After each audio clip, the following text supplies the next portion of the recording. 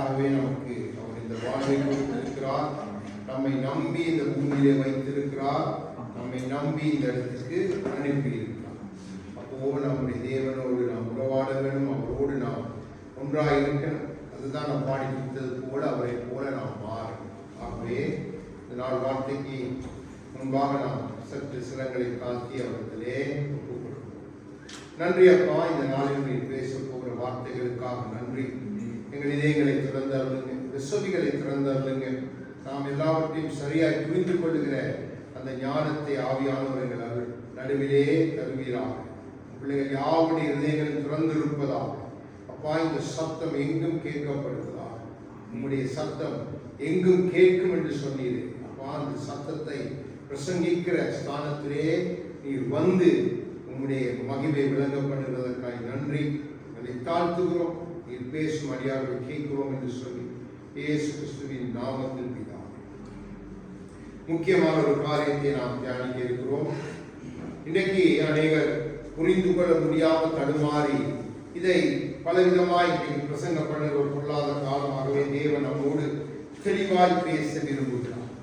நாம் அநேகத்தை தியானிக்கணும். நமக்கு இன்றைக்கு எவ்வளவு தியானிக்க முடியுமோ தியானித்துட்டு எங்களுக்கு டைம் இரண்டாயிரம் அடுத்த கிழமை தொடர்ந்துமாய் நாம் தியானிப்போம். ஆனால் தியானிப்பதை நீங்கள் கவனமாய் கேட்கணும். அப்போ நான் உங்களுக்கு எதை குறித்து இந்த நாளை பேச போகிறேன் என்று சொன்னால், யோவானுடைய பார்வையில் நித்தியம் எப்படி இருந்துச்சு, நித்தியம் என்றால் என்ன, அதான் நான் பார்க்க போகிறோம். அப்போ நான் உங்களுக்கு முதலாவது நித்தியம் என்றால் என்ன என்பதை சொல்லித் தருவேன். அதன் பின்பாக நித்தியத்தின் தொடர்புகள் என்ன என்பதை சொல்லித் தருவேன். அப்புறம் நம்முடைய உயிர் என்றால் என்ன, மற்றது எல்லாம் இரண்டாய் இருக்கிறது. அப்போ இன்றைக்கு இந்த அடிப்படையிலே நாம் இதை கற்றுக்கொள்ள போகிறோம். நித்தியம் நாம் நன்றாய் புரிந்து கொள்ளணும். நித்தியத்தை இன்னைக்கு புரிய முடியாதபடிக்கு இன்னைக்கு பலதரப்பட்ட கள்ள துருபதேசங்கள் நிறைந்திருக்கிறது. இந்த பூமியிலே சாவாமையோடு இருக்கலாம், இப்படி பல உபதேசங்கள் நீங்க கேள்விப்பட்டிருப்பீங்க. அது எல்லாம் சாத்தியமான காரியம் அல்ல. ஆனா சாத்தியமான நித்தியத்தை உங்கள் நடுவிலே கற்றுக் கொடுக்க ஆண்டவர் ஆவியானவர் கிருபை தருவார். அப்போ முதலாவது யோவான் 2வது அதிகாரம் 19வது வசனத்தை வாசியுங்கள். நான் ஒரு காரியத்தை உங்களுக்கு சொல்லி தந்தால்தான் உங்களுக்கு விஷயம் விளங்கும். என்று சொன்னா நாம் புரிந்து கொள்வது சரியாக இருக்கிறது. ஆகவேதான் இதை உங்கள் நடுவிலே சொல்லி தருகிறேன். அவர்களுக்கு பிரதித்திரமாக இந்த ஆலயத்தை இடித்து போடுங்கள், 3 நாளைக்குள்ள இதை எழுப்புவேன் என்றார். ஆமென். இப்போ ஆண்டவர் சொல்லுகிறார், இந்த ஆலயத்தை நீங்க இடித்து போடுங்க, இதை நான் 3 நாளைக்குள்ளே எழுப்புவேன் என்று ஆண்டவர் சொல்லுகிறார். அப்போ இதை இவர்கள் எப்படி புரிந்து கொள்ளுகிறார்கள் பாருங்க. 20வது வசனத்தை வாசிங்க. அப்பொழுது யூதர்கள், இந்த ஆலயத்தை கட்ட 46 வருஷம் சென்றது, நீர் இதை 3 நாளைக்குள்ளே எழுப்புவீரோ என்றார்கள். அப்போ தேவன் பேசின காரியத்தை முதலாவது அவர்கள் தவறாய் புரிந்து கொள்றாங்க. தவறாக அதை புரிந்து கொள்றாங்க. அப்போ நம்ம ஒரு உபதேசத்தை அவங்க மத்தியில சொல்லக்கூடாது. அதனுடைய பிரதிபலிப்பு 3 விதமாய் இருக்கும். ஒன்று, நீங்க தவறாய் புரிந்து கொள்ளலாம். இன்னொன்று, நீங்க காலம் தாண்டி புரிந்து கொள்ளலாம்.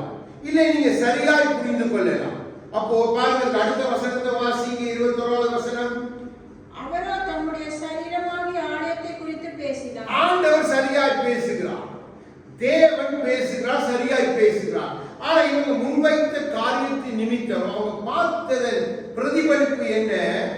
ஆண்டவர் ஆலயத்தை 3 நாளிலே இடித்து போடுவேன் என்று சொல்கிறார். இந்த ஆலயம் அவங்களுக்கு அந்த நாட்களிலே பெரிதா இருந்தது. ஆலயம் என்றால் அவங்களுக்கு ஒரு நித்திய ஸ்தலம், அவங்களுடைய பார்வையில் அதுதான். ஆகவே அது ஆலயத்தை குறித்து பேசினோடனே அவர்களுக்கு விளங்க இல்லை. ஆனா தேவன் பேசினதை சரியாய் பேசினார். அவர் பேசினது நம்முடைய சரீரம்.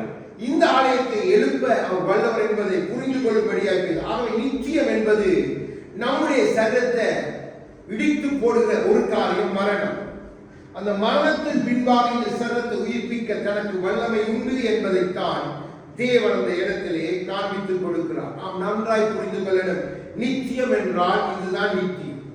தேவன் நம்மை அழைக்கிற நித்தியம் என்ன என்பதை நாம் சரியாய் புரிந்து கொள்ளணும். அதுக்காக தான் இதை சொல்லப்படும். தவறாய் புரிந்து கொண்டா அவருடைய பிரதிபலிப்பு தவறாய் இருக்கும். ஏன்னா இன்னைக்கு இது சாவாமைய தவறாய் புரிந்து கொண்டபடினால தவறான பிரதிபலிப்பு, தவறான வழிகாட்டுதல்.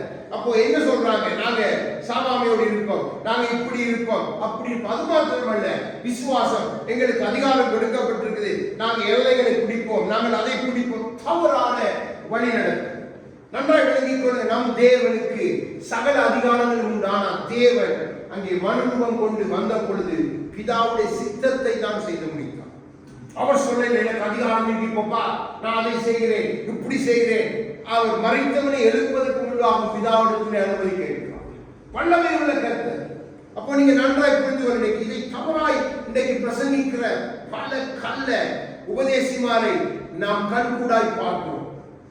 இன்றைக்கு இன்னொரு தவறான ஒரு காரியம் நடக்குது. அதாவது குண்டலினி என்கிற அந்த காரியத்தை வைத்து இன்றைக்கு செய்கிறாங்க.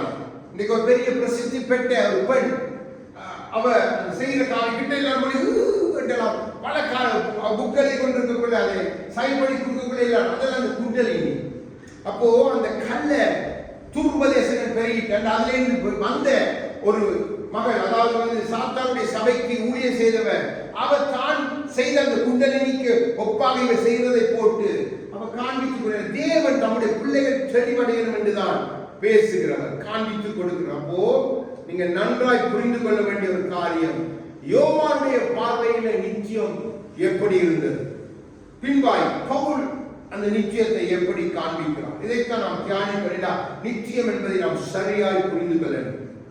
அப்போ முதலாவது நித்தியம் என்றால் என்ன, அதை நாம் ரெண்டாய் பார்க்க போகிறோம். நித்தியம் என்றால் முதலாவது என்ன, முடிவில்லாத வாழ்வு. யோவான் 10:10 வாசிங்க.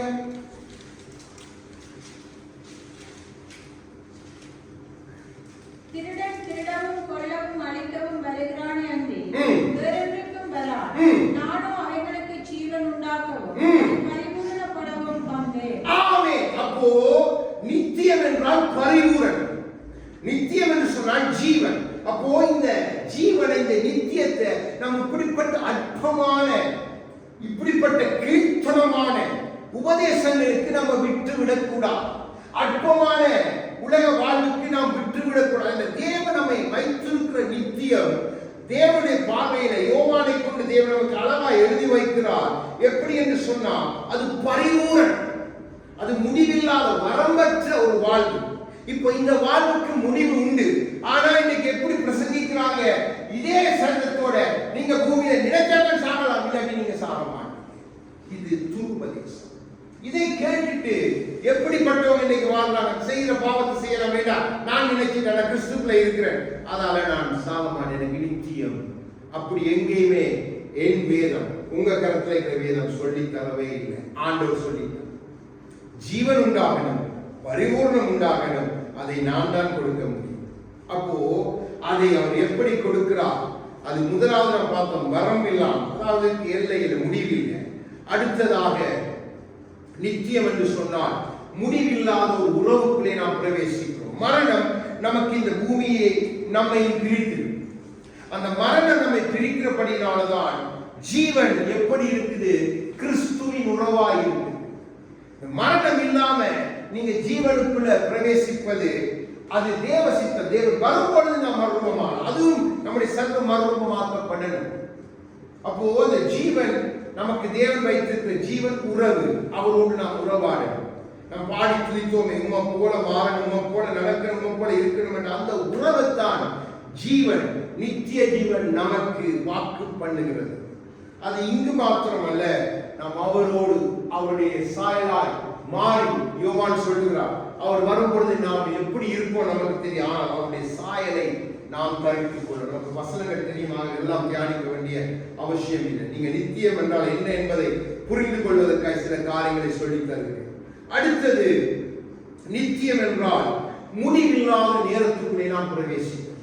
இந்த பூமியில நமக்கு சூரியனை சந்திரனை தேவன் கால குறிப்பு அடையாளமாய் தந்திருக்கிறார். ஆகவேதான் ஒரு மனிதன் பிறப்பதற்கு காலம் நிர்மாணிக்கப்படுகிறது, அவனுடைய முடிவுக்கு ஒரு காலம் நிர்மாணிக்கப்படுகிறது, அவன் பூமியிலே வாழ ஒவ்வொரு காலங்கள் சோழமன் எழுதி வைக்கிறார். அப்போ எல்லாத்துக்கும் ஒரு காலம் உண்டு. பூமியில தான் காலம் உண்டு, ஆனால் பரலோகத்துல காலம் இல்லை. எடுத்து வாசிங்க வெளி 10:6. வெளிப்படுத்தின விசேஷம் 10:6 வாசிங்க. இனி காலம் செல்லாது. ஆமென். இனி காலம் செல்லாது. ஆண்டவர் இனி காலம் என்ற ஒரு காரியம் செல்லுபடியாகாது. அப்போ அதுக்குள்ளே நீங்க பிரவேசிக்கிறீங்க. இந்த பூமியில நமக்கு 3 காலங்கள் உண்டு. நமக்கு நன்றாய் தெரியும். எதிர்காலம், நிகழ்காலம், அதே போல வரப்போகிற காலம். 3 காலங்களுக்குள்ளே நாம் அடைக்கப்பட்டிருக்கிறோம். காலம் நம்மை கட்டி போடுகிறது. காலத்துக்குள்ளே நம் வாழ்க்கை கட்டி போடப்பட்டிருக்கிறது. ஆனால் ஆண்டவர் சொல்லுகிறார், நீங்க நித்தியம் என்று வரும் பொழுது அங்கே சந்திரனும் இல்லை, சூரியனும் இல்லை, காலமும் இல்லை, எப்பொழுதும் ஒரே காலம், ஒரே நேரம். அதான் நித்தியம். நன்றாக நீங்க தெளிவாய் நித்தியத்தை புரிஞ்சுக்கணும். அப்படிப்பட்ட காலம் இந்த பூமியில இல்ல. முட்டாள்தனமான பிரசங்கம். என்ன சொல்றாங்க? சாவாம இந்த காலத்துக்கு நீ சாவாம என்ன செய்ய போற? 3 காலங்களுக்குள்ள உனக்கு வாழ்க்கை குறிக்கப்பட்டிருக்கிறது என்பதை புரிந்து கொள்ள முடியாத முட்டாள்தன உபதேசி. தேவ வசனத்தை புரிந்து கொள்ள முடியாத துருபதேசங்கள். மிகவும் கவனமா இருங்க. ஏண்டா இதை நம்பி அநேகர் போய் கொண்டிருக்கிறான். நான் உங்களுக்கு காண்பித்துக் கொடுக்கிறேன். நித்தியத்தை நம்மை பிரிக்கிற காரியங்களை பார்க்கும் பொழுது உங்களுக்கு ஆச்சரியமாயிருக்கும். நம்ம கண் கூட நாம் பார்த்து கொண்டிருக்கிறோம். அப்போ மிக கவனமா இருக்கணும். அப்போ நாம் முடிவில்லாத நேரத்துக்குள்ளே பிரவேசிக்கிறோம். அடுத்தது வரலாறு இல்லாத ஒரு பரிமாணத்துக்குள்ளே நாம் போகிறோம். ஏன்னு சொன்னா பரலோகத்துக்கு எப்பவுமே ஒரே இதுதான். அங்கே நேற்று சம்பவம் இல்லை, இங்கே ஒரே மாதிரி. அங்கே எப்ப பார்த்தா நீங்க பரலோகத்தை குறித்து சொல்லிவிடலாம். தேவனை இடைவிடாமல் ஆராதித்துக் கொண்டிருப்பார். இடைவிடாமல் அந்த சத்தம் எப்பொழுதும் ஒரே தொனியில தொனித்துக் கொண்டே இருக்கு. வரலாறு பூமியில தான். ஒரு மனுஷன் நான் சொன்னேன் பிறந்தான். ஆனா நாம போக போறது இந்த 3 பரிமாணங்கள் காலங்களை தாண்டி 4வது பரிமாணமாகிய தேவ பரிமாணத்துக்குள்ளே நாம் பிரவேசிக்கிறது தான் நித்தியம். அந்த பரிமாணம் இங்கே இல்ல. நீங்க தெளிவடையணும். நீங்க நாளைக்கு யாராவது இந்த சாவாமையை குறித்து நித்தியத்தை குறித்து கேட்டா நீங்க துணிந்து பேசணும். அதுக்கு வசனங்களை காண்பித்துக் கொடுக்கிறேன். அப்போ வரலாறு இல்லை. அது நாம் 4வது பரிமாணத்துக்குள்ளே தேவ பரிமாணத்துக்குள்ளே நாம் பிரவேசிக்கிற. அதே போல முடிவில்லாத வெளிச்சம், நித்திய வெளிச்சம் என்று வேதம் சொல்லுவாங்க. அதுக்கு முடிவில்லை. நித்தியம் என்றால் உங்களுக்கு எப்பொழுதும் வெளிச்சம் தான். இரவு பகல் எதுவுமே இல்லை. நீங்க அதுக்குள்ள பிரவேசிங்க. அப்போ பூமியில உங்களுக்கு எப்படி சாவாமை வாக்கு பண்ணுகிறார்கள்? பூமியில இரவு பகல் உண்டு. மனிதன் தூங்கணும், எழும்பணும். ஆனா இங்கே நித்திய வெளிச்சம். அங்கே எல்லாம் உயிரோட்டமாயிருக்கு, எல்லாம் ஜீவனோடு இருக்கு. அப்போ நன்றாய் முடிவில்லாத வெளிச்சம். அதே போல ரோமர் 14:17 வாசிங்க. நீங்க தெளிவடையுள்ள சில காரியங்கள் காண்பித்துக் கொடுக்கிறேன்.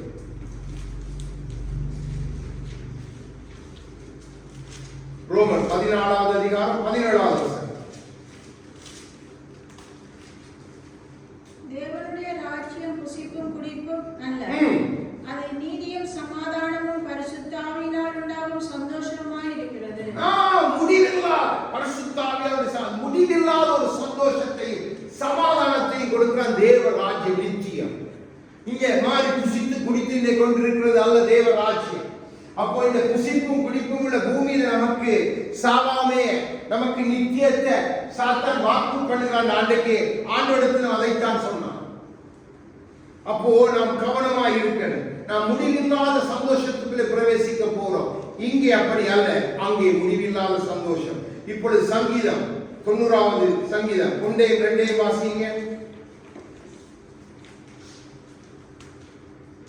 ஆண்டவரே, தேவரே தலைமுறை தலைமுறையாக எங்களுக்கு அடைக்கலமானவர். அல்லேலூயா. பர்வதங்கள் தோன்றும் முன்னும் பூமியை உலகத்தை உருவாக்கும் முன்னும் நீரே அநாதியாய் என்றென்றைக்கும் தேவனாய் இருக்கிறீர். அல்லேலூயா. முடிவில்லாத ஐக்கியத்துக்கு தேவன் அழைக்கிறார். அநாதி தேவன், தாம் இருந்தவராய் இருக்கிறவர், தலைமுறை தலைமுறைக்கு இருக்கிற. நம்முடைய வாழ்க்கையில தலைமுறைகள் தாண்டி போயிட்டு இன்னைக்கு எத்தனையோ தலைமுறைகளை தாண்டி வந்து நிற்கிறோம்.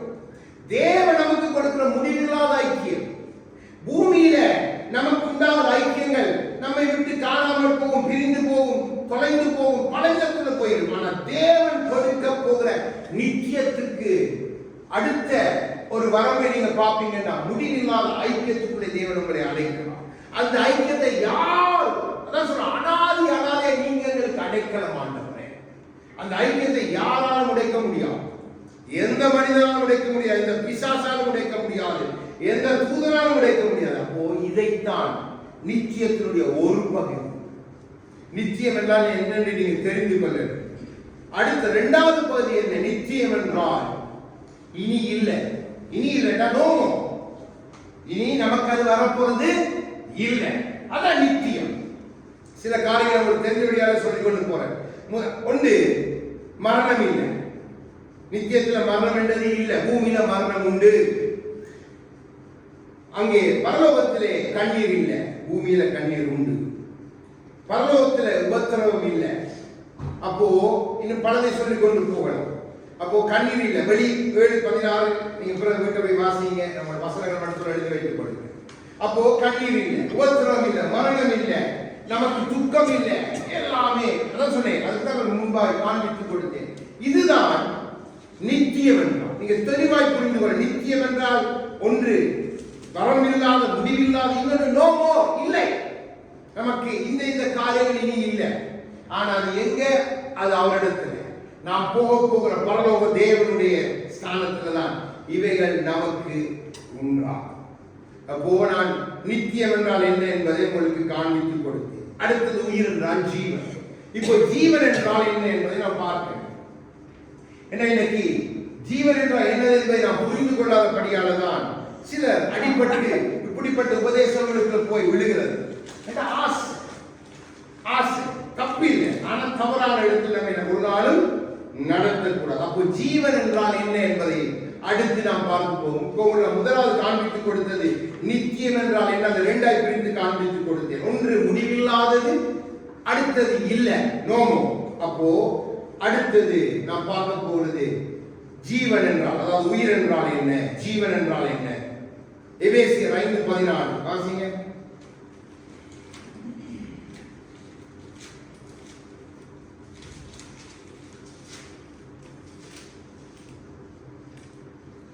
நாட்கள் பொல்லாதவைகளானதால் எபேசியர் 5:14 அப்படியா இருக்கு.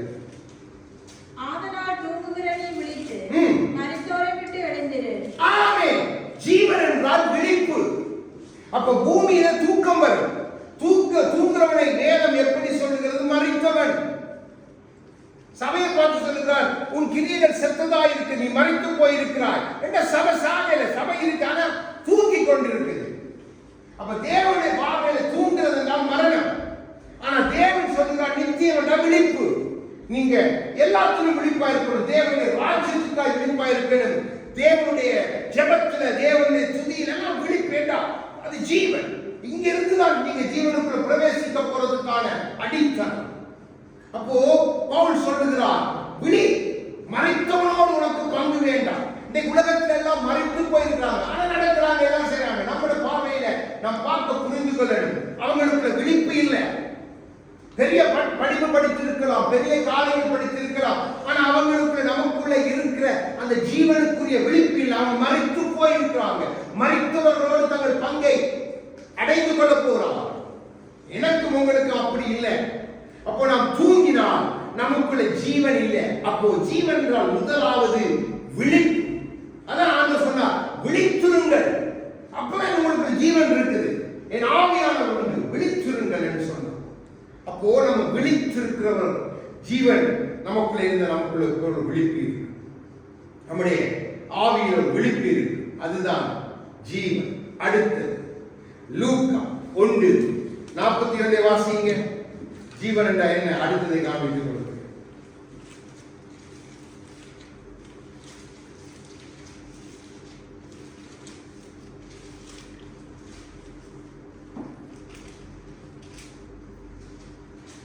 லூக்கா 1:41.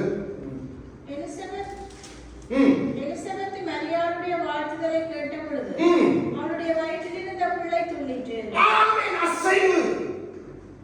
அசைவு பாத்தீங்களா? பிள்ளை தனே அசைடா. நான் ஜீவனோடு இருக்கிறேன், உயிரோடு இருக்கிறேன் என்பதை காண்பிக்கிற அசைவு.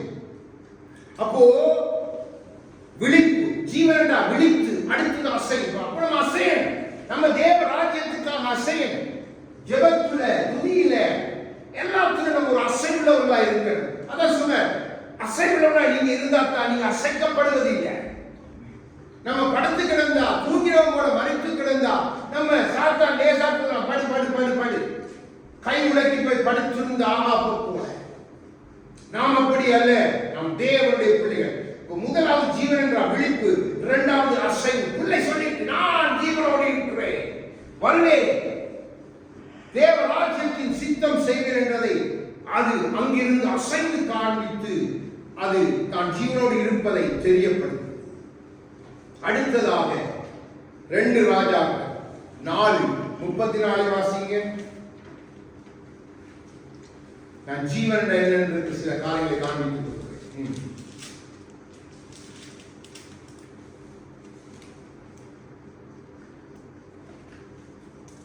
2 ராஜாக்கள் 4:34. கிட்டே போய் தன் வாய் பிள்ளையின் வாயின் மேலும், தன் கண்கள் அவன் கண்கள் மேலும், தன் உள்ளங்கைகள் அவன் உள்ளங்கைகளின் மேலும் படும்படியாக அவன் மேல் குப்புறப்படுத்திக் கொண்டான். அப்பொழுது பிள்ளையின் உடல் அனல் கொண்டான். ஜீவன் என்றால் அனல், ஹீட். பாத்தீங்களா? அவன் ஜீவனோட அவனுக்குள்ள அந்த இருந்தபடியால மறைத்த பிள்ளை மேல அவங்க படுத்தவனே அந்த அனல், அவனுக்குள்ள ஜீவன் இருக்கு. அதான் நம்ம ஆவியானவர் நமக்குள்ள அனலாயிருக்கிறாரா, ஜீவனாயிருக்கிறார். நம்ம ஆவியான மறைத்து போக. அப்போ ஜீவன் என்றால் முதலாவது விழிப்பு, அடுத்தது அசைவு, அடுத்தது அனல். உங்களுக்குள்ள இருக்கிற அந்த ஃபயர், அது ஜீவனாயிருக்கு. தேவனுக்கென்று நீங்க காண்பிக்கிற எல்லாமே ஜீவன் உள்ளதா இருக்கு.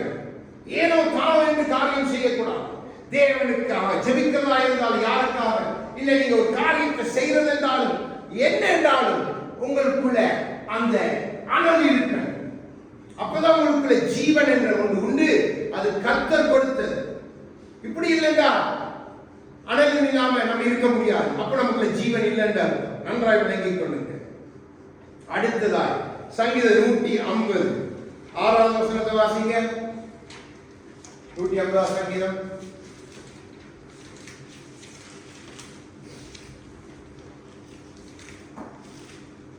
சுவாசமுள்ள யாவும் கர்த்தரை.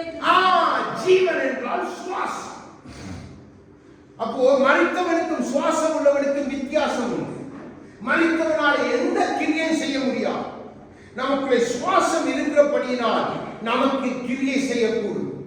நமக்குள்ள ஜீவனாய் சுவாசம் இருக்கு. ஆகவே ஜீவனுக்கு இன்னொரு பரிமாணம், நம்முடைய சுவாசம் அதை அடையாளப்படுத்துகிறது. அந்த சுவாசம் எப்பொழுது ஆவியானவருக்கு சொல்ல சுவாச காற்று, ஆவியானவர் சுவாசமாய் இருக்கிறார். நம் பல விதத்தில் அவரை வர்ணிப்பது உண்டு. அப்போ அந்த சுவாசம் ஜீவனாய் இருக்கு. ஜீவன் என்றால் சுவாசம்.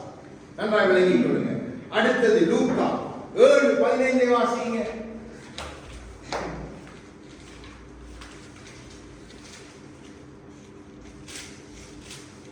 மரித்தவன் எழுந்து உட்கார்ந்து பேசத் தொடங்கினான். அவனை அவன் தாயினிடத்தில் ஒப்புவித்தார். ஆமென். தொடர்பு பாருங்க. மரித்தவன் எழுந்தவுடனே தாயிடத்திலே அவனுக்கு அந்த தொடர்பை ஏற்படுத்தி காண்பிக்கிறார்.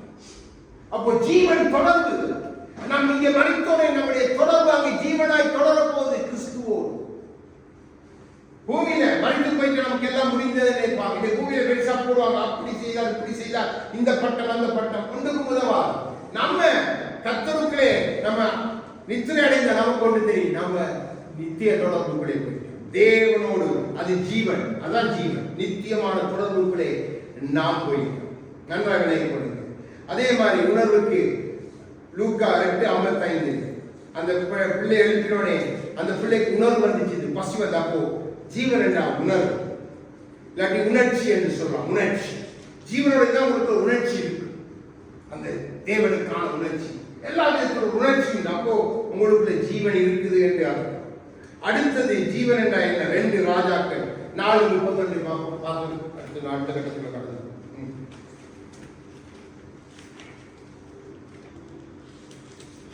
2 ராஜாக்கள் வாசிங்க. அதே 34 வசனம். 4:31. கேயாசி அவர்களுக்கு முன்னே போய் அந்த தடி மேல் வைத்தார். ஆனாலும் சத்தமும் இல்லை. ஜீவன் என்றால் சத்தம். சத்தம் இல்லைன்னா ஜீவன் இல்லை. ஆகையால் யோவான் சொல்லுகிறான், நாம் வனாந்தரத்திலே கூப்பிடுடைய சத்தமாய் இருக்கின்ற ஜீவனோடு இருக்கிறேன், மனம் திரும்புகின்ற சத்தத்தை தொனிக்க பண்ண போகிறேன். அப்போ ஜீவன் என்றால் நான் சொன்ன இத்தனை காரியங்கள், விழிப்பு, அசைவு, அனல், உணர்ச்சி, தொடர்பு, சத்தம், சுவாசம், இதுதான் ஜீவன். ஜீவன் என்றால் என்ன என்பதை புரிந்து கொள்ள வேண்டும். முட்டாள்தனமான புரிந்துணர்வோடு நாம் ஒரு நாள் வாழக்கூடாது. நம்முடைய புரிந்துணர்வு நம்முடைய கிறிஸ்துவுக்குள்ளே நம்முடைய ஆவியாளர் நமக்கு கற்றுக் கொடுக்கிற ஆழத்தில் இருக்கிறது. இன்றைக்கு நமக்கு தெரியும், முட்டாள்தனமான அநேகரை முட்டாளாக்கிட்டான். அதான் இந்த பிரபஞ்சத்தில் தேவனான அவர் கண்களை உண்டாக்கினான் என்று பவுல் எழுதி வைத்த வார்த்தை எத்தனை சத்தியம். மாமிசத்துக்குரியவன் ஒன்றையும் அறியான். எவ்வளவு சத்தியமான வார்த்தைகள். ஆவிக்குரியவனோ நிதானித்து ஆராய்ந்து அறிகிறான். ஆவிதான் நமக்கு எல்லாவற்றையும் ஆராய்ந்து காண்பிக்காம நமக்குள்ளே தீபமாயிருந்து ஆராய்ந்து அறிய தருகிறது. நீங்க எல்லாவற்றையும் ஆராய்ந்து பார்க்க பழகணும். எல்லாவற்றையும் நீங்க எது சரி எது பிழை என்பதை பார்த்து பழகணும். ஏன்னா இன்னைக்கு பலதரப்பட்ட விதமான பலதர ஊழியங்கள், பலதரப்பட்ட காரியங்களை இன்றைக்கு எழுப்பி பல காரியங்கள் நடக்குது. மிகவும் துக்கமாயிருக்குது பார்க்கிறது. ஆவியானவர் கொந்தளிக்கிறார். ஆனால் ஆவியானவர் கூட்டத்தை தயார்படுத்துவார். அந்த கூட்டம் நிச்சயமாய் பரலோகத்துக்குள்ள அந்த நிச்சயத்துக்குள்ள போயிடும். ஆனா இப்படிப்பட்டவர்கள் நான் யோசித்து பார்ப்பேன், எவ்வளவு பரிதாபம். நல்ல குரலை கொடுத்து நன்றாய் பாட்டு படிக்கிறார்கள், நன்றாய் பைபிளை வாசிக்கிறாங்க, அதெல்லாம் செய்கிறாங்க. ஆனா போற வழி தவறே. முன்னுக்கு நமக்கு இருந்த, நமக்கு வைத்திருந்த நித்தியத்துக்கு எதிராக நாம் நடக்கும்போது நமக்கு முன்பு வைத்திருந்த காரியங்கள் எல்லாம் நமக்கு அற்பமாய்ப்பட்டது. நித்தியத்தை விட்டு அகலமான வாசல் வழியை போகும் பொழுது நமக்கு அதே காரியம் பெரிய சாதனையாய் தெரியுது. குப்பை. மிக கவனமா இருக்கிற நீங்க நித்தியத்தை சரியாய் புரிந்து கொள்ளணும். அப்போ நான் உங்களுக்கு நித்தியம் என்றால் என்ன, அடுத்தது உயிர், ஜீவன் என்றால் என்ன என்பதை காண்பித்துக் கொடுத்தேன். இப்போ நித்தியத்துக்கான தொடர்புகள் என்ன?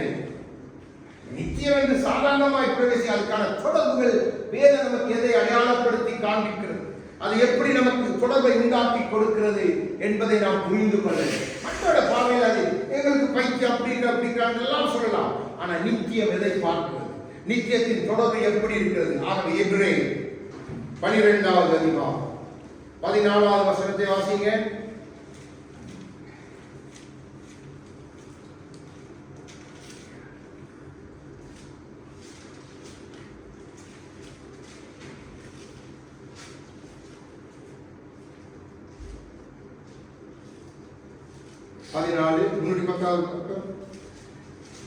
ஒருவனும் தேசிகள்ளனாகவும் இல்ல 14 சிஸ்டர் 310 யாவரோடும் சமாதானமாய் இருக்கவும் பரிசுத்தமுள்ளவர்களாக இருக்கவும் நாடுங்கள். பரிசுத்தமில்லாமல் ஒருவனும் கர்த்தரை தரிசிப்பார். நித்தியத்துடைய தொடர்பு முதலாவது பரிசுத்தத்துக்கு நம்மை அழைக்கிறது. அந்த பரிசுத்தத்துக்குள்ளதான் நாம் சமாதானமாய் இருக்க முடியும். அந்த பரிசுத்தத்துக்குள்ளதான் நாம் ஒருவர் ஐக்கியமாய் இருக்க முடியும். அந்த பரிசுத்தத்துக்கு உள்ளதான் நாம் ஒருவருக்கு ஒருவர் வழி உண்டாக்க முடியும். இல்லைன்னு சொன்னால் நம்முடைய தொடர்பு தவறாய் போயிடும். அப்போ அந்த தொடர்பு நம்ம எப்படி அழைக்கிறது என்று சொன்னால் பரிசுத்தம். நித்திய தொடர்புக்கு முதலாவது படி நம்முடைய வாழ்க்கையில பரிசுத்தம் இருக்கு. அதுல யோவான் 21வது அதிகாரம் 7வது வசனத்தை வாசிங்க.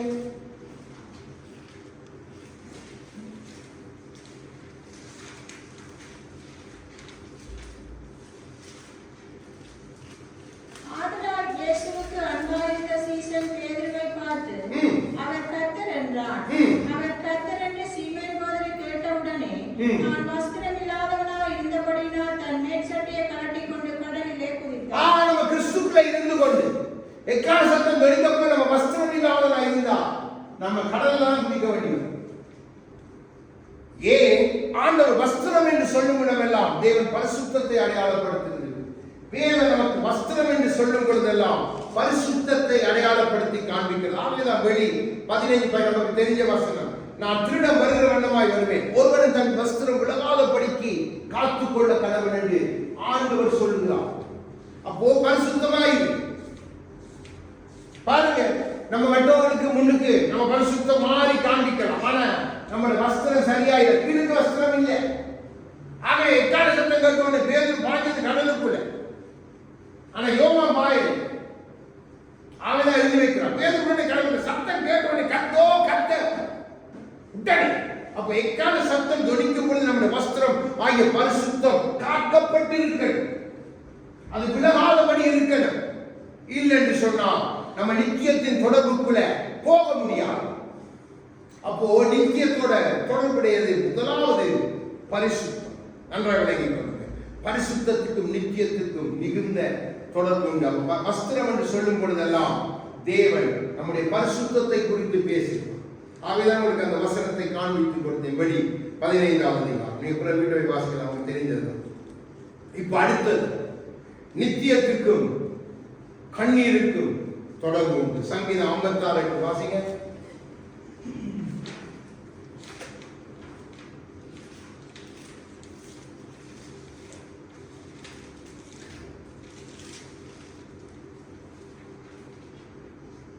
சங்கீதம் 56 வசனம்.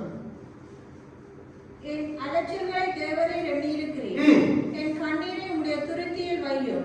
அவைகள் உம்முடைய கணக்கில் அல்லவோ இருக்கிறது. நீங்க ஒரு மூலையில விடுகிற கண்ணீர், யாருக்கும் தெரியாம நீங்க விடுகிற கண்ணீர் தேவ சமூகத்துல அது வீணானது அல்ல. அது இந்த பிரபஞ்சம், நாம் பார்க்கிற பிரபஞ்சத்தையும் தாண்டி, நட்சத்திரங்கள், சூரியன், சந்திரன் எல்லாவற்றையும் தாண்டி தேவனிடத்துல போகிற கண்ணீருக்கு எவ்வளவு பாவம், எப்படி உங்களுக்கு தொடர்பை ஏற்படுத்தி தருகிறது. அண்ணால் போய் தேவ சமூகத்திலே ஒரு பிள்ளையை கேட்டுதான் கண்ணீர் விட்டு அழுதான். இந்த கண்ணீர் தேவ சமூகத்தை சென்று அடைந்தது. தேவன் உள்ளே பதில் கொடுத்தார்.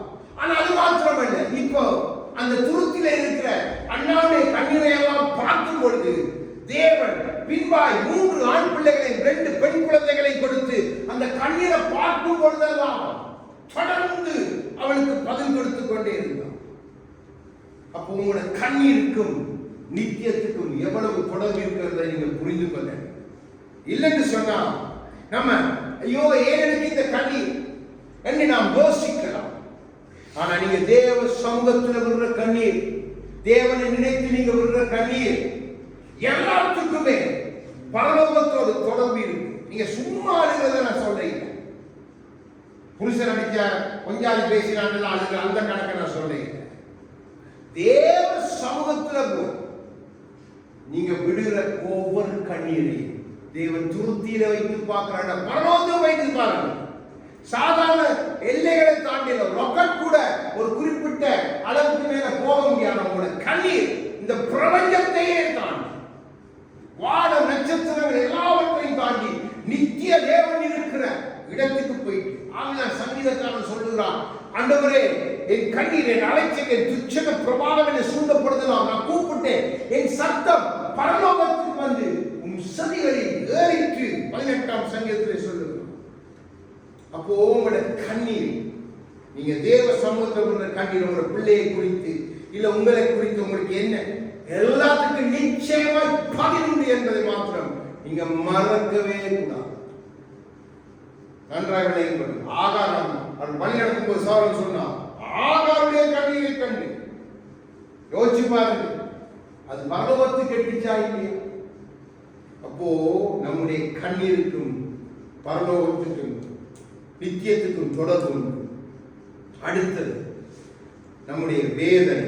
நம்ம இந்த பூமியில வேதனை போடுறோம், நம்ம யார் பார்க்கிறோம், என்ன செய்யறான்னு நாம் எல்லாம் யோசிக்கலாம். நமக்கு லூக்கா 16:25 நமக்கு தெரியும். ஐஸ்வர்யம் யோசிச்சு பாருங்க, அந்த ஐஸ்வர்யவான குறித்து வேதம் எந்த பாவத்தையும் சொல்ல இல்லை. அவன் சம்பவமாய் வாழ்ந்தான் என்று மாத்திரம் பாருங்க. ஐஸ்வர்யவான் சம்பவமாய் வாழ்ந்தான். இதான் சாத்தானுக்கு வேணும். உங்களை சம்பவமா வச்சிட்டு நீ தேவன பிள்ளை சம்பவமா இருக்கிறேன்னு சொல்லிட்டு உங்களை வேதனைக்கு அனுப்பிடுவான். ஆனா அதே நேரம் அவன் செய்த ஒரு நன்மை என்ன தெரியுமா? அந்த லாசரஸ் என்ற அந்த பிச்சைக்காரனை தன்னுடைய மேஜை வரைக்கும் அவன் வர அனுமதி கொடுத்திருந்தான். பாருங்கள், பருக்களை நாயல் நக்கிட்டு அப்படிப்பட்ட ஒருத்தனுக்கு இடம் கொடுத்தவன் கூட அவன் போனது அங்கே நரகத்தில். ஆனா அவன் துணிக்கேடு சாப்பிட்டவன், வேதனையோடு சாப்பிட்டவன், பருக்களால் நிறைந்த சர்வத்திலே பல வேதனைகளோடு அன்றாட அடுத்த சாப்பாட்டுக்கு என்ன செய்வேன் உணர்வோடு இருந்து வேதனைப்பட்டவனுக்கு கொண்டு போய் கிடைத்ததோ ஆபிரகாமின் வழி. பாருங்க, வேதனையை பரலோகம் பார்த்து, அப்போ உங்களுடைய வேதனையை பரலோகம் நிச்சயம் பார்த்து கொண்டே இருக்கு. ஆகவேதான் பேதுரு எல்லாம் பவுலெல்லாம் இருக்கிறாங்க. சொல்ற என்னுடைய வேதனை பிரியமா இருக்கேன்டா, இவையெல்லாம் எனக்கு நல்லது என்ன எனக்கு தெரியும், பரலோகம் பார்த்து கொண்டிருக்கு. அந்த நித்திய தேவனை உங்களுடைய தொடர்பு நீங்க நன்றாய் புரிந்து கொள்ள. இன்றைக்கு இன்னொரு கிறிஸ்துக்குள்ள இருந்தா நீங்க வேதனைப்பட தேவையில்லை, நீங்க கண்ணீர் விட தேவையில்லை, நீங்க இப்படியே இருங்க, நீங்க இப்படி இருங்க, சம்பவமா இருங்க, எல்லாம் ஆண்டவர் கொடுத்துக்க, அதை போய் பிடிக்கிட்டு வாங்க, கேளுங்க, புடுங்க. உங்க அப்பாட்ட இருந்து கற்றுக் கொடுக்க உபதேசிமார் பெருகிட்டான். சங்கீதக்காரன் தாவீதை வைத்து பல பிரசங்கங்களை பூமிக்குரிய விதத்துல பேசுகிற பிரசங்கமா நமக்கு தெரியும். அவனுக்கு எவ்வளவோ பரலோகத்துக்குரிய குவாலிட்டிஸ் இருக்கு. அப்போ சாத்தானுக்கு என்ன வேணும் என்று சொன்னா, உங்களை கொண்டு போய் நித்தியத்தை விட்டு தொடர்ந்து அற்றுப்போக பண்ணிடும். நீங்க சம்பவமா இருங்க, எல்லாம் சாப்பிடும், உங்களோட பேசக்கூடிய விழுந்ததை தான் சாப்பிடுறோம். அவனை அப்படிதான், அப்படி ஒரு நாள் இருக்கக்கூடாது. அப்போ நம்முடைய வேதனைக்கு எல்லாம் அங்கே பதில் உண்டு. அடுத்தது யோவான் 16:22 வாசிங்க.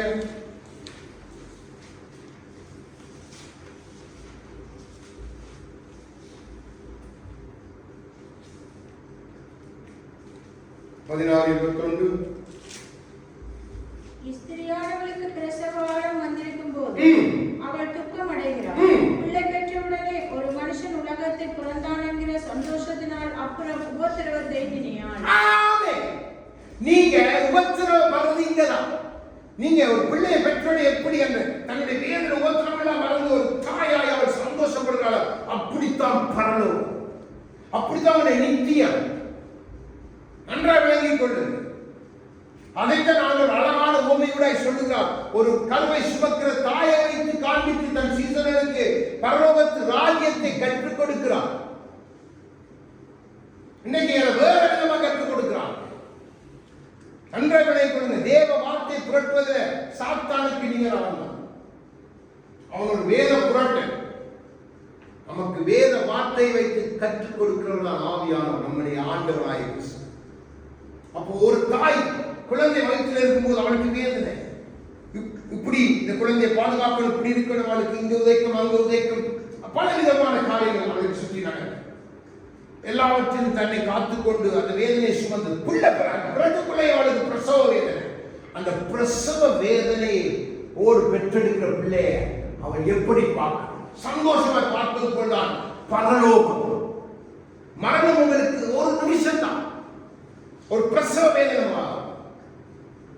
மறக்கக்கூடாது. ஆண்டவர் நல்லவர் சீசர்களுக்கு கற்றுக் கொடுக்கிறார் பரலோகத்துக்காக. அப்போஸ்தலர் 5:42 வாசிங்க.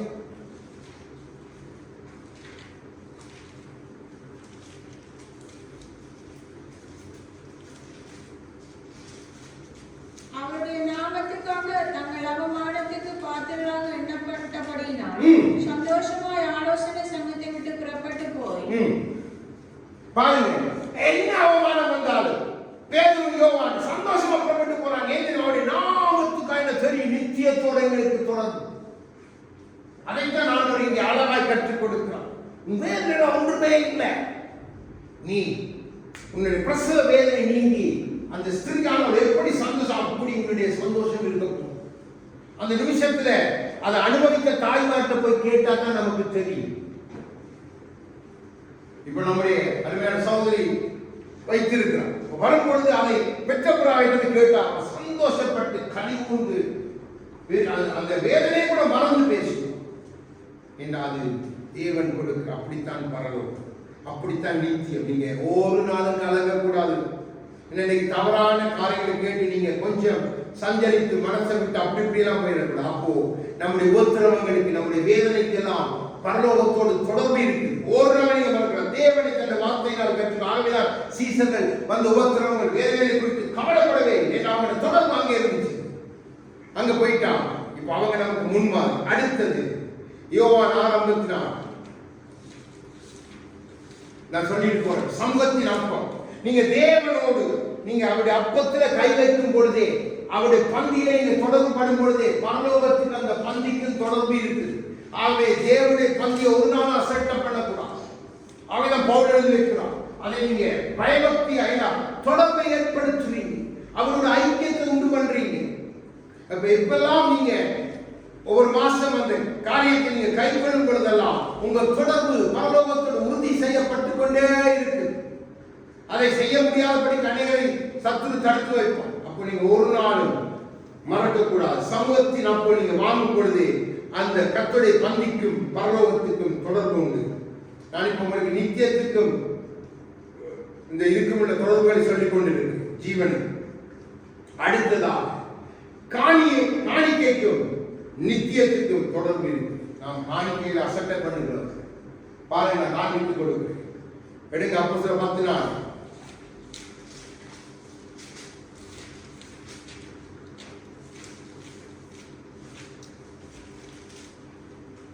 அவனை உற்று பார்த்து பயந்து, ஆண்டவரே என்ன என்றான். அப்பொழுது அவன், உன் ஜெபங்களும் உன் தர்மங்களும் தேவனுக்கு நினைப்பூட்டுதலாக அவர் சந்நிதியை வந்தெட்டி இருக்கிறது. ஆமென். பாருங்க, கொர்நேலியுக்கு கொடுத்த தான தர்மங்கள் பரலோகத்துக்கு போயிட்டு, அதான் தேவனுக்கு கொடுக்கிறதை மனமகிழ்ச்சியை கொடுங்க என்று பவுல் சொல்லுகிறார். சந்தோஷமாய் கொடுங்க என்று பவுல் சொல்லுகிறார். இன்னைக்கு சந்தோஷம் இல்லாம சத்துரு மாற்றி விட்டான். எல்லாத்துக்கும் தவறான விதத்துல அந்த காணிக்கைகளை பசபாவங்களை புடுங்கி எடுக்கிறபடினாலே நமக்கு அதுல வெறுப்பு. ஆனா நமக்கு கொண்டு தெரியுது, அதெல்லாம் நம்ம பார்க்க வேண்டிய அவசியம் இல்லை. நம்ம கொடுத்துட்டே இருக்கணும் தேவராஜ்யத்தை. நீங்க இயேசுவின் நாமத்துல ஒரு ஹீரோ கொண்டு விதைத்தாலும் அது உங்க கணக்கில் அங்கே இருக்கு. பரலோகம் அதை தொடர்புபடுத்தி பார்க்கும். அந்த ஏழை விதவையுடைய காரியம் நமக்கு தெரியும். நன்றாய் கொடுக்கிறது பரலோகத்துக்கு நீங்க கொடுக்கிறதெல்லாம் மேன்மையானது. பாருங்க, யோசேப்பு அரிமத்தை ஊராயனை யோசேப்பு தன் கல்லறையை கொடுக்கிறான். தேவனுக்காய் கல்லறையை கொடுக்க முடியும். அது இன்னைக்கு திறக்கப்பட்டிருக்கு. அதுக்குள்ள மீண்டும் ஒருவர் அடக்கம் செய்யப்படுகிறது. யோசிச்சு பாருங்க, அவனுக்கு ஜீவன் திறக்கப்பட்டிருக்கு. கல்லறையை கொடுத்தான் தேவனுக்கு. அதே மாதிரி கொடுக்கிறதுல அது பரலோகத்தை அசைக்கும். நம்ம கொஞ்சம் பார்வையை மாற்றி விட்டான் சத்து. நமக்கு கொடுக்கிறதா கொஞ்சம் கஷ்டம். ஆனா நம்ம சந்தோஷமா கொடுக்கிறோம். அதை தேவன் நினைப்பு. உண்மைதான், சில காரியங்கள் நமக்கு செய்ய கஷ்டமா இருக்கும். ஆனா அது பின்பாய் இருக்கிற அந்த தொடர்பை நாம் புரிந்து கொண்டால் நாம் சந்தோஷமாய் கொடுக்கும். சந்தோஷமாய் கொடுக்கும். அடுத்தது யோவான் 6:20 நம்மளுக்கு வசனங்கள் சொல்லிட்டு விரைவாக கடந்து போகிறேன். வசனத்துக்கும் பரலோகத்துக்கும் தொடர்பு இருக்கு. ஆகவேதான் இந்த வசனத்தை நீங்க கை கொள்ளணும் என்று ஆண்டவர் சொன்னார். இது உங்களோட பரலோகத்தை நித்திய தொடர்பை உறுதிப்படுத்துகிற காரணம். அடுத்தது ஜெபத்துக்கு. கொர்நேலியுடைய ஜெபம் அதே மாதிரி 10:30 அப்போஸ்தலர் 10:31 வாசிங்க. அவன் கொடுத்தது மாத்திரமல்ல, பாருங்க அந்த ஜெபத்தை.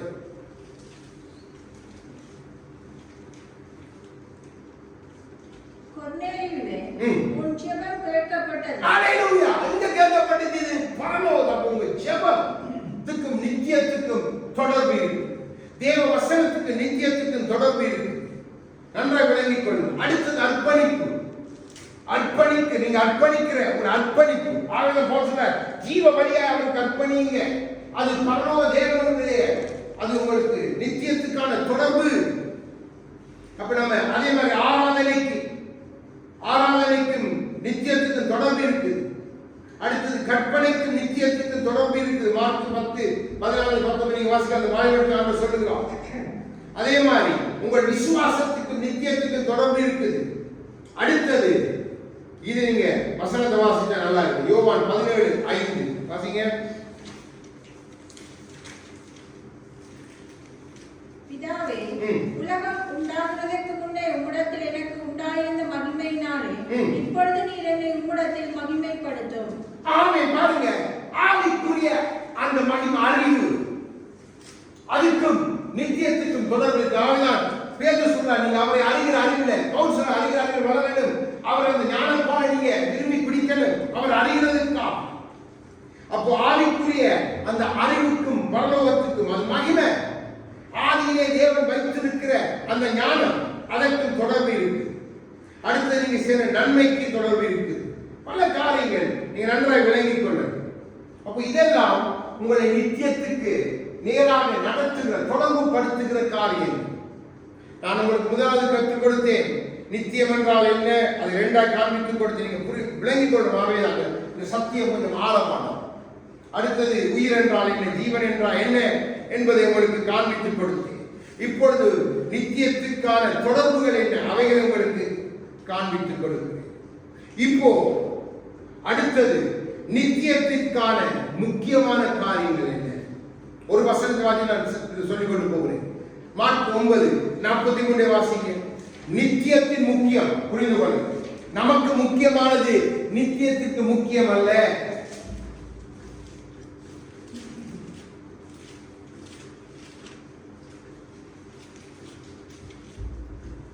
மார்க் 9:43. உன் கை உனக்கு இடரல் உண்டாக்கினால் அதை தரித்து போடு. நீ 2 கையுடையவனாய் அவியாத அக்கினியுள்ள நரகத்திலே போவதை பார்க்கிலும் ஊனனாய் ஜீவனுக்குள் பிரவேசிப்பது உனக்கு நலமாய். நமக்கு கை முக்கியம். கை இருந்தால் சாப்பிடலாம், கை இருந்தால் செய்யலாம். கையில் சொன்ன நம்முடைய சுதந்திரம் பறிக்கப்பட்டது போல ஆனா சொல்லாது, அது உனக்கு முக்கியம். ஆனா பரலோகத்துக்கு அது முக்கியம் இல்லை. தரித்து போடு. அதே மாதிரி சொல்லுகிறார் மத்தேயு 18:9. உன் கண் விட புடுங்கி போடு. கண்ணினாட்டி உங்களை அசையவே முடியாது. ஆனால் புடுங்கி போடு. அது உனக்கு முக்கியம், பரலோகத்துக்கு அது முக்கியம் இல்லை. உன் கால் தரித்து போடு. அது உனக்கு முக்கியம், பரலோகத்துக்கு முக்கியம் இல்லை. அடுத்ததாய் சொல்லுகிற 6:33 மத்தேயு. அடிப்படை தேவை நமக்கு உணவுல இடம் இது இல்லை. என் ராஜ்யத்தை நீதியை தேடு, அதுதான் உனக்கு முக்கியம். இதை நான் கொடுப்பேன். இன்னைக்கு சத்துரு மாற்றி விட்டுட்டான். இன்னைக்கு பெரிய பெரிய இதெல்லாம் போட்டு எப்படி தொழில் செய்வது, எப்படி தொழிலில் நீங்க முன்னேற, இதெல்லாம் பரலோகம் படிக்க கொடுக்கிற காலம் மனுஷனுக்கு முக்கியம். அது பரலோகத்தின் பார்வையில குப்பை. அதே மாதிரி மத்தேயு 7:22 ஆண்டவர் சொல்லுகிறார், உங்களை அறியே. என்ன எவ்வளவு பெரிய இன்னைக்கு பாருங்க, பெரிய பிரசங்கிமா டிவியில தங்களை பெரியவர்களை காண்பிக்கிற, பேஸ்புக்ல இன்னைக்கு ட்விட்டர்ல ஆடிக்கிறவங்க தங்களை பெரியவர்களை காண்பித்து ஆடைகளாலும் ஆண்டவர் சொல்றார், உங்களை அறியே. பரலோகத்துக்கு இதெல்லாம் முக்கியம் இல்லை. நம்ம தான் இதெல்லாம் பேஸ்புக்ல யூடியூப்ல பெரிய பிரசங்கிமா இருக்கு. அப்பா கைய வச்சா பெரிய தீக்கசி, அப்பா இப்படி நடக்க அப்படின்னாங்க குப்பை. அப்படிப்பட்ட குடும்பத்தை பார்த்து ஆண்டு சொல்ல உங்களை அறியே போங்க என்று சொல்லுகிறோம். அடுத்தது லூக்கா 12:20 வாசிங்க. சிலரை மாத்திரம் என்ன எது நித்தியத்துக்கு முக்கியம் என்பதை நீங்க புரிஞ்சு. இதை நான் சொன்னதெல்லாம் நித்தியத்துக்கு முக்கியம் இல்லை. நித்தியத்தின் முக்கியத்தை நீங்க புரிந்து கொள்ள. தேவனோ அவனை நோக்கி, மதிகேடனே, உன் ஆத்துமா உன்னிடத்திலிருந்து இந்த ராத்திரியிலே எடுத்துக் கொள்ளப்படும். அப்பொழுது நீ சேகரித்தவைகள் யாருடையதாகும் என்றார். எனக்கு பெருக்கித்தாங்க, ஆண்டோட வியாபாரத்தை பெருக்கித்தாங்க, அப்படி நடக்கணும், இப்படி செய்யணும். ஒரு கடை வச்சுக்கணும், 10 கடை. ஆண்டு மூட நீங்க ஜெர்மனிக்கு அங்க வர ஒண்ணு அடிச்சு போட்டிருந்தா என்ன செய்ய போகிறார்? இன்னைக்கு இதெல்லாம் சத்துரு குழந்தை சபையை எடுக்கல. மிக கவனமாக இருக்கு. இதெல்லாம் நித்தியத்துக்கு முக்கியம் இல்லாத காரியம். தேவன் இதெல்லாம் கூட கொடுப்பேன்னு சொல்லிட்டான். நம்ம கூட கொடுக்கிறதுக்காய் நம்முடைய நேரத்தை, நம்முடைய பிரயாசத்தை செலவழிக்க சத்துரு வைத்திருக்கான். ஆண்டு சொல்ற கை கூட வெட்டு, காலை வெட்டு, கண்ணை புடுங்கு, இன்னும் ஃபேமஸா காட்டாத, அகண்டு போ, அக்கிரம செய்ய காரணை அகண்டு போ. நான் இத்தனை பேரை எழுப்பின, இத்தனை பேருக்கு இன்னைக்கு நாங்க இத்தனை சபையில இந்த ஒரு வருஷத்துல 6000 பேருக்கு சோமனியா குப்பை. பரலோகம் ஒன்றே கணக்கில் வைக்கலாம். நம்ம விளங்கிக் கொள்ள, நித்தியத்தின் முக்கியத்தை விளங்கிக் கொள்ள. ஆகவேதான் ஆண்டு சொன்ன லூக்கா 9:25 சொல்ற அதே வாசிக்கும். லூக்கா 9:25.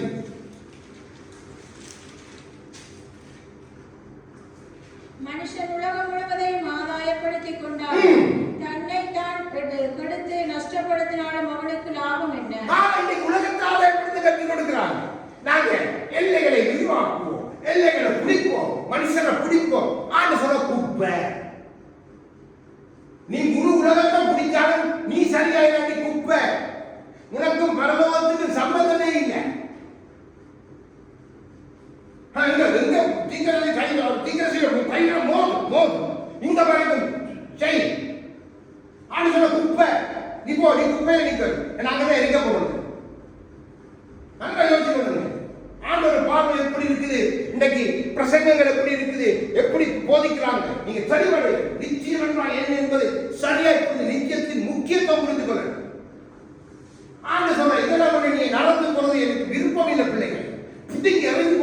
முன்னேற்றமாக. இதுதான் நித்தியத்தின் முக்கியம். அப்போ நன்றாக விளங்கிக் கொள்ளுங்க. நான் கொஞ்சம் வேகமாக இருக்கிற இன்றைக்கு முடிச்சுட்டா நல்லா இருக்கு. அடுத்தது நித்தியத்தை இழந்தவர். இப்ப நித்தியத்தின் முக்கியத்துவம் உங்களுக்கு கற்றுக் கொடுத்து இதெல்லாம் முக்கியம் இல்லை. நித்தியத்தை நம்ம காண்பிக்கிற ஷோ எல்லாம் நித்தியத்துக்கு முக்கியம் இல்லை. ஆண்டவர் கிட்டே வர மாட்டேன். நன்றாக உங்க தெரியாதுன்னு சொல்லிடுறேன். ஆண்டவரே தெரியுமா சேர்த்தான் பெரிய சேர்த்து குளோரியஸ் சேர்த்து நேரத்தை வைகை சொன்னேன். அதுக்கு ஒவ்வொரு நாளும் 2000 10,000 100,000 10,000 எல்லாம் இப்படி நடந்து அப்படி அடிச்சு திறந்து விட்டு சாத்தான் இப்படி போயிட்டான். எங்க தீகசி நடந்தாலும் சாத்தான் தெரியுமா அந்த குப்பை நீயும் அவன் அங்க போ. யோசிச்சு பாருங்க. இது இல்லை. நான் இப்ப உங்களுக்கு காண்பித்து கொடுக்கிறேன். நித்தியத்தை இழந்தவர் அப்போஸ்தலர் 1:24 வாசிங்க.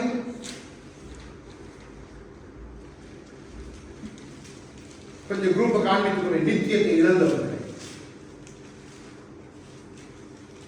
எல்லாருடைய இதயங்களையும் அறிந்திருக்கிற கர்த்தாவே, யூதாஸ் என்பவன் தனக்குரிய இடத்துக்கு போகும்படி இழந்து போன இந்த முதலாவது கிறிஸ்துவுக்கு அழைக்கப்பட்டு தன்னுடைய நித்தியத்தை இழந்தவன் யூதாஸ்.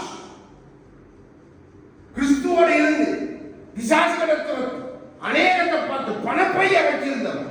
ஆனா நித்தியத்தை இழந்து போயிட்டான். அந்த இடத்துக்கு தேவன் வேறொருவரை கொண்டு வருகிறார். அப்ப நீங்க கிறிஸ்துக்குள்ள இருந்து நித்தியத்தை இழந்து போகலாம். அடுத்தது மத்தேயு 19:22 அந்த வாலிபன் ஐஸ்வர்யவானாய் இருந்தபடியினால் அவனும் தேவனிடத்திலே அவன் எல்லாத்தையும் கை கொள்றான். நான் ஐஸ்வர்யத்தோட மனதிலே போயிட்டான். நித்தியத்தை இழந்து போகிறான். அடுத்தது ஐஸ்வர்யவான் ஐஸ்வர்யமாய் சம்பூர்ணமாய் இந்த பூமியிலே வாழ்ந்தால் நித்தியத்தை இழந்து போயிட்டான். நன்றாக விளங்கிக் கொள்ளுங்க. 5 கன்னிகைகள் அவர்கள் நித்தியத்தை இழந்து போயிட்டாங்க. தட்டில பொழுது கூட ஆண்டவர் திறக்கல. லூக்கா 25:11 நான் வேகமாக சொன்ன உங்களுக்கு தெரிந்தபடினால. அடுத்தது அந்த தம்பதி அனனியார் சப்ரா பணத்தின் மேல் ஆசை வைத்தபடினால் நித்தியத்தை இழந்து கணவன் மனைவி மரித்து போகிறார்கள். அடுத்தது மத்தேயு 22:11 அதை வாசிங்க. மத்தேயு 22:11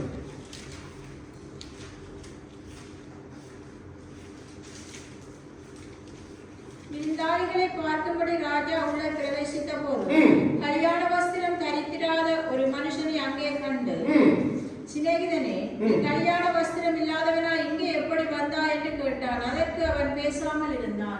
அடுத்தது அவனுக்கு அவன் என்ன சொன்னான்? அடுத்த வருஷம் வாசிங்க. அப்பொழுது ராஜா பணிவிடைக்காரனை நோக்கி, இவனை கையும் காலும் கட்டி கொண்டு போய் அழுகையும் பற்கடிப்பும் உண்டாயிருக்கிற புறம்பான இருளிலே போடுங்கள் என்றார். வஸ்திரத்தை நிமித்தம் நித்தியத்தை இழந்து போகிறான். நன்றாக விளங்கிக் கொள்ளுங்க. நான் உங்களுக்கு காண்பித்துக் கொடுத்தேன். எது அதிகமாய் நித்தியத்தை இழந்தது என்று சொன்னால் நான் இந்த காண்பித்ததுக்குள்ள உங்களுக்கு காண்பித்துக் கொடுக்கிறேன். பணத்தின் நிமித்தம் 4 பேர் இன்னைக்கு செழிப்பு செழிப்பு செழிப்பு செழிப்பு உபதேசம் பண்ணி இன்னைக்கு ஜனத்தை பிடித்து வைத்துக்கலாம். இத்தனை பேர் எங்க போறாங்க? இதுல பணத்தின் நிமித்தம் ஒருவன் போய் யூதாஸ் போய் அந்த தம்பதியர் போக நன்ற விளையாட்டு அந்த வாலிபன் போக. அப்போ பணம் ஐஸ்வர்யம் நம்முடைய நித்தியத்தை நம்மை விட்டு தூரப்படுத்த ஐஸ்வர்யவான் சரியான கடினம். அப்போ ஐஸ்வர்யத்தை இன்னைக்கு அதுக்கு இன்னைக்கு ஜூம் போட்டு அதுக்கு அதற்கு எப்படி பணம் சம்பாதிப்பது, எப்படி வியாபார கூடுகை, தொழிலதிபர் கூடுகை, அந்த ஹோட்டல் இந்த ஹோட்டல் எல்லாம் குப்பை. ஆனா நீங்க அதை பாருங்க.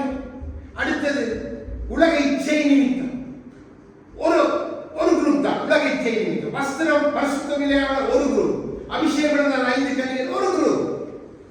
அதிகமா இழந்தவர்கள் இந்த பணத்தை நாடி போனது. ஆகவே ஆண்டவர் எச்சரிக்கிறார். நித்தியத்திற்கும் பணத்துக்கும் இல்லை சம்பந்தம். அதாவது நித்தியத்தின் தொடர்புகளை ஒரு காண்பித்துக் கொடுத்தேன். உன் கண்ணீருக்கு தொடர்பு உண்டு, உன் பரிசுத்தத்துக்கு தொடர்பு உண்டு, உங்களுடைய வேதனைகளுக்கு தொடர்பு உண்டு. பணத்தை வைத்து உங்களை முக்கியப்படுத்துகிறது அல்ல பரலோகம். இன்னைக்கு அதை கொண்டு வந்து இன்னைக்கு உபதேசமாய் பண்ணி கொண்டிருக்கிறான். கவலைப்படாதீங்க. கர்த்தர் உங்களுக்கு வைத்திருக்கிற அதிக மேன்மையானது உண்டு. அப்போ நித்தியத்தின் முக்கியத்தை உங்களுக்கு காண்பித்துக் கொடுத்தேன். நித்தியத்தை இழந்தவர்களை காண்பித்துக் கொடுத்தேன். இப்ப அடுத்த குரூப்பை காண்பித்துக் கொடுக்கிறேன். நித்தியத்திற்காக இழந்தவர்கள். இவர்கள் நித்தியத்தை இழந்தவர்கள், அவர்கள் நித்தியத்திற்காக இழந்தவர்கள். எடுங்க எபிரேயர் 12வது அதிகாரம்.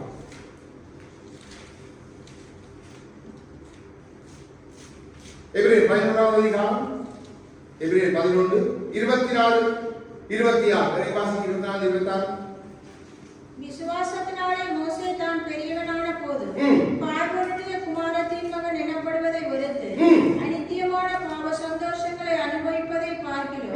தேவனுடைய ஜனங்களோட துன்பத்தை அனுபவிப்பதையே தெரிந்து கொண்டு இவரும் பலன்கள் நோக்கமாயிருந்து நித்தியுள்ள பொக்கிஷங்களிலும் கிறிஸ்துவின் நிமித்தம் வரும் நிந்தையையும் அதிக பாக்கியம் என்று எண்ணினான். பதவி அடுத்த மன்னன் என்ற ஸ்தானம் அவனுக்கு கொடுக்கப்படும். என்ற பார்வோனுடைய குமாரத்தியாய் வளர்கிறான். இழந்தான், வேணாம். அடுத்தது அவன் மன்னனா இழந்திருந்த அவனை சகுத்து கொண்டு பிரமிக்க வச்சிருப்பாங்க, ஒரு கல்லறைக்குள் அடைத்து இருப்பாங்க. ஆனா இவன் மறைந்த பொழுதோ இவன் இதையெல்லாம் முட்டப்படினான். தேவன் இவன் சர்வத்தை மறைத்து அவரை அடக்கம் பண்ணினான். எத்தனை உன்னதமான ஸ்தானத்தை, நித்தியத்தை பிடித்துக் கொண்டான் மோசே. எல்லாத்தையும் விட்டுட்டான். இதெல்லாம் தேவையில்லை, குப்பை. அதுதான் இனி வரும் நோக்கத்தின் மேல, அதான் அழகான அவசரம், நோக்கத்தின் மேல, அந்த பலன் மேல அவன் கண்கள் இருந்துச்சு. அதான் நித்தியம். அப்போ நித்தியத்துக்காக இந்த பூமியில இழக்கிறான் பலதை மோசே. வேதம் நமக்கு எழுதி வைத்து. அதே மாதிரி அப்போஸ்தலர் 7:56 ஸ்தேவான் உலகத்தை எல்லாம் எதிர்த்து வந்த பொழுது கூட அவன் உலகத்தை வெறுத்து நித்தியத்தை நேசித்தான். கல்லறி வேண்டி தன் ஜீவனை கொடுத்தான். யோசிச்சு பாருங்க, ஸ்தேவான் தன் நித்தியத்திற்காக தன் ஜீவனை இழக்கிறான். உங்களுக்கு தெரியுமா, ஒரு கணக்கு சொல்றாங்க, இன்றைக்கு சுவிசேஷத்தின் நிமித்தம் கொல்லப்பட்டவருடைய எண்ணிக்கை சரியான குறைவாய்த்தான் சொல்றாங்க. 16 கோடி. ஒரு தேசத்துக்கும் அதிகமான ஜனங்கள் சுவிசேஷத்துக்காய் தங்கள் ஜீவனை இழந்திருக்கிறார்கள். இத்தனை பேரோட பரலோகம் எவ்வளவு பெரிதா இருக்கு. நம்ம நினைக்கிற மாதிரி இல்லை. தேவன் நன்றாக நித்தியத்துக்காய் இழந்தவர்கள். நம்ம நித்தியத்தை இழப்போம், யூதாசமாக. ஆனா நித்தியத்துக்காய் இழக்க மாட்டோம். ஆண்டவரை இழக்க வேண்டும், நான் தரமாட்டேன் அப்படி என்று நாம். அதே மாதிரி எபிரேயர் 11:35 எடுங்க. அதிலே 11:35 வாசிங்க. அடுத்தது ஸ்திரீகள் சாக கொடுத்த தங்களுடையவர்களை உயிரோடு அடைந்திருக்க பெற்றார்கள். வேறு சிலர் மேன்மையான உயிர்த்தெழுதலை அடையும்படிக்கு விடுதலை பெற சம்மதியாக. சபை விசுவாசிகள் பாருங்க, நித்தியத்திற்காக அவங்க சொல்ல விடுதலை வேணும். எங்களை கொண்டு நாங்கள் கிறிஸ்துவை நேசித்ததை நிமித்தம் அவங்க சொல்றாங்க, நம்ம எந்த குறைகளை நம்ம விடுதலையாக போங்க. அவங்க சொல்லணும், எங்களுக்கு அது வேண்டும், நிச்சயம் வேண்டும். ஆதி சபை விசுவாசி, இன்றைய சபை விசுவாசிகள் நூதன சீசன். ஆண்டவர் கொடுக்க வேண்டாம், ஆண்டவர் கொடுக்க ஓர்வர்கள். அவர்கள் பாருங்க எப்படிப்பட்டவர். அதோடு நான் நிப்பாட்டேன், அதிகமாக நம் தியானிக்க தேவை. அடுத்தது பவுலுடைய பார்வை பாருங்க. 2 வசனத்தை நான் சேர்த்து காண்பிக்கிறேன். அங்கே ஒன்றுக்கொண்டு முரணாய் சொல்றான். எப்படி பவுல் அதை பேசுகிறான் என்று 1 கொரிந்தியர் 2:9-10 வாசிங்க.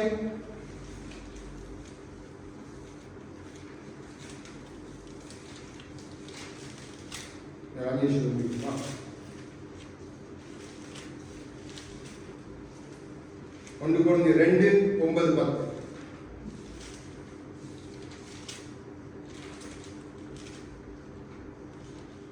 எழுதியிருக்கிறபடி தேவன் தம்மில் அன்பு கூறுகிறவர்களுக்கு ஆயத்தம் பண்ணினவைகளை கண் காணவும் இல்லை, காது கேட்கவும் இல்லை, அவர்கள் மனுஷனுடைய இதயத்தில் தோன்றவும் இல்லை. நமக்கோ தேவன் அவைகளை தமது ஆவியினாலே வெளிப்படுத்தினார். அந்த ஆவியானவர் எல்லாவற்றையும் தேவனுடைய ஆழங்களையும் ஆராய்ந்திருக்கிறார். ஆமா, இப்போ 2 கொரிந்தியர் 12:2 அவன் என்ன சொல்றான் பாருங்க. இங்க சொல்றான், இதெல்லாம் எனக்கு தெரியல, ஆனா ஆவியானவர் வெளிப்படுத்துறார். இப்ப சொல்றான் பாருங்க, 2 கொரிந்தியர் 12:2.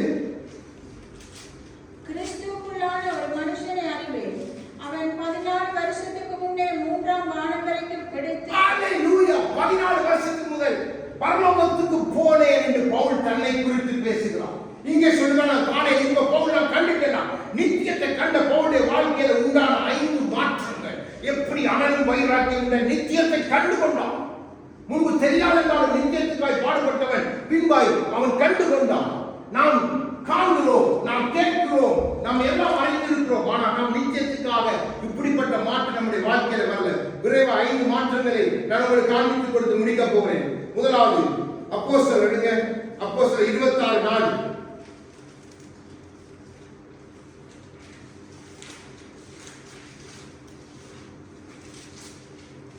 நான் என் சிறுவயது முதற்கொண்டு எருசலேமிலே என் ஜனத்தாருக்குள்ளே இருந்தபடியால் ஆதி முதல் நான் நடந்த நடக்கையை நீங்கள் எல்லாரும் அறிந்திருக்கிறார்கள்.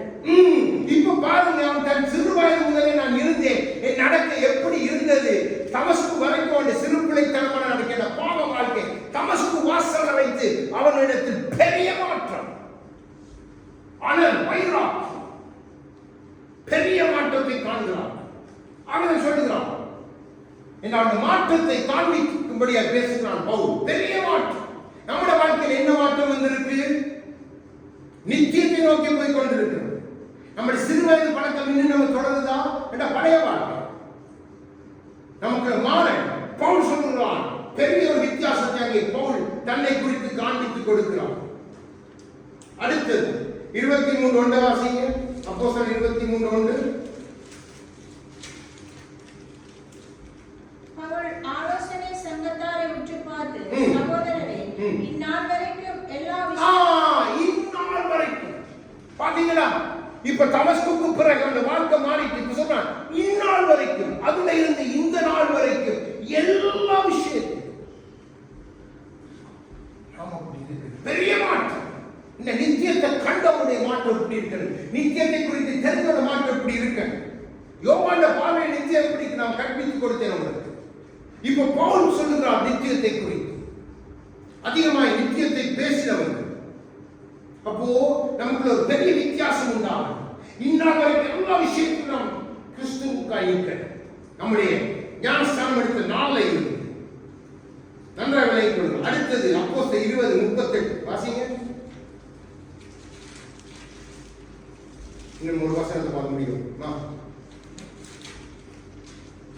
அவளின் கழுத்தை கட்டிக்கொண்டு அவனை முத்தம் செய்து கப்பல் வரைக்கும் அவளுடைய கூட போனார். பாருங்க, இந்த அப்படிப்பட்ட ஐக்கியத்தை சபைக்குள்ள உண்டாக்குகிறான் பவுல். பெரிய தாக்கத்தை உண்டாக்குகிறான். யாரு அவனுக்கு எதுவும் இல்லை, அவன் யாருக்கும் பணம் கொடுக்க இல்லை, யாருக்கு எதை செய்யறான், அவ்வளவு அன்பு, ஐக்கியம், நித்தியம் பெரிய தாக்கத்தை உண்டாக்கிட்டு இவர்கள் மத்தியில். அப்ப நித்தியத்துவத்தின் உங்க மத்தியில சொல்லும்போது உங்க வாழ்க்கையில பெரிய தாக்கம் உண்டாகும், ஒரு பெரிய ஐக்கியம் உண்டாகும் நித்தியத்தை பற்றி. அதுதான் நோக்கம், வேற ஒன்றுமே இல்லை. அடுத்தது அப்போஸ்தலர் 20 அதுல 33வது வசனத்தை வாசிங்க. ஒருவனுடைய வெள்ளியாகியும் பொன்னியாகியும் வஸ்திரத்தையாகியும் நான் இச்சிக்கவில்லை. ஒருவனுக்கு விடவரில்லாத வாழ்க்கை, ஒருவனுக்கு நம்முடைய வாழ்க்கை ஒருவனுக்கு விடவரில்லதா இருக்கவே கூடாது. நித்தியத்தை நம்ம பெற்றுக்கொண்டோம். கணவனுக்கு மனைவிடமா இருக்கக்கூடாது, மனைவி கணவனுக்கிடமா இருக்கக்கூடாது, பிள்ளைகள் பெற்றோர்களிடமா இருக்கக்கூடாது.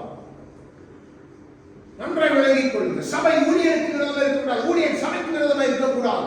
அப்படிப்பட்ட இடங்களில்லாத வாழ்க்கை வாழ எல்லாரும் பழக நம்ம சரியா பயன்படுத்திட வேண்டாம். நம்ம நித்தியத்தை கண்டவர்கள். இப்ப நீங்க பவுல்ட்ட போய் கேட்டு, பவுலே நீ ஏன் இதெல்லாம் எப்படி செய்யற, நான் ஒன்றுதான் சொல்றான், நான் நித்தியத்தை கண்டேன். அதுக்கு பிறகு சொல்லுகிறான், ஒரே வழி சொல்றான், இயேசு மாத்திரம். அப்போ இயேசுதான் நித்தியத்திற்கான வழி. இயேசு எந்த வழியை கற்றுக் கொடுத்திருக்கிறார், அதான் வழிதான் நானே வழியும் சத்தியமும் ஜீவனுமாய் இருக்கிறேன். அப்போ அந்த வழி, அந்த நித்தியத்தை நம்ம விட்டுட்டு இன்னைக்கு கீழ்த்தரமான ஆசைகள் நிமித்தம் மனிதர்களை நாடி, ஊழியர்களை நாடி, இன்னும் வேறு சபைகளை மாற்றி இன்றைக்கு அந்த சபையில் அவரோட பேசின அந்த புதுவிதமான அந்நிய பாஷை, இவரோட பேசின புதுவிதமான அந்நிய பாஷை, எல்லாம் தப்பு. நித்தியத்தை இழந்து போனதை உணராம இருக்கிறான், நித்தியத்தை விட்டதை உணராம இருக்காங்க. அவரை மேலும் பாராட்டுவதை பாருங்க. பிள்ளைகள் சாதிக்கிற காரியத்தில் இல்ல, தாங்க சாதிக்கிற காரியத்தில் அதான் அவரை மேன்மை பாராட்டு. என்ன நித்தியத்தை விட்டா, நித்தியத்தை புரிந்து கொண்டவர் கிறிஸ்துவை மேன்மை பாராட்டு. கிறிஸ்துவதான் மேன்மை இருக்கு, வேற எந்த மேன்மை இல்லை. பிள்ளை என்னதான் சாதித்தாலும் நான் சொல்றான், கிறிஸ்து இவனை சாதிக்க பண்ணினா அவருக்கு தான் மேன்மை. ஆகவே நான் சங்கீதம் எழுதி வைத்திருக்கு, குதிரைகளை ரதங்களை குறித்து நாங்கள் மேன்மை பாராட்டுவது இல்லை. எங்க மேன்மை எங்கள் கர்த்தர், எங்கள் கிறிஸ்து.